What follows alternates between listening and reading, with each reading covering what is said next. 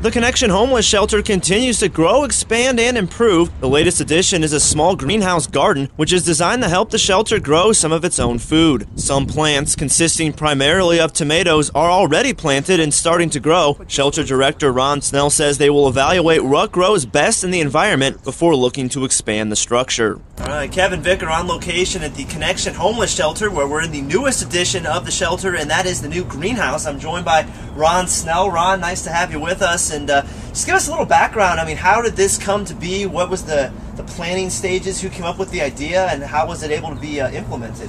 Actually, the idea has been planted a long time ago. We were in the old shelter when we thought, you know, it'd be really nice to have a garden, a place for the shelter residents to work, produce some of our own food, and so forth. But when we moved over here,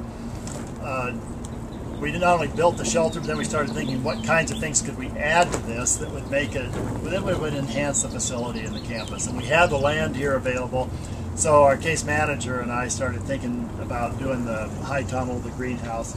And our original plan was to do a great big full size, and then we thought, oh, let's scale that down, learn something first, and see how it goes.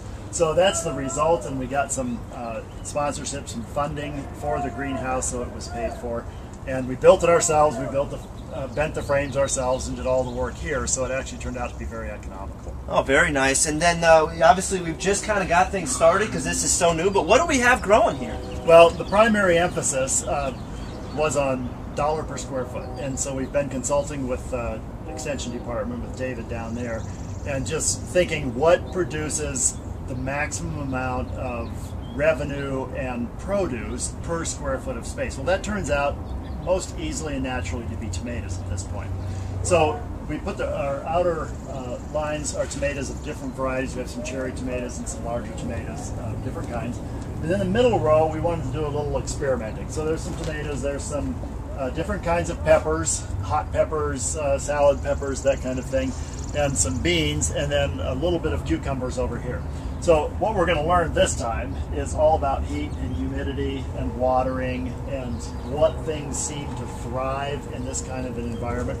And then once we know that, then we'll focus on those kinds of things as we expand. And if this goes well and we learn what we need to know, then we can add to this and make it a larger structure.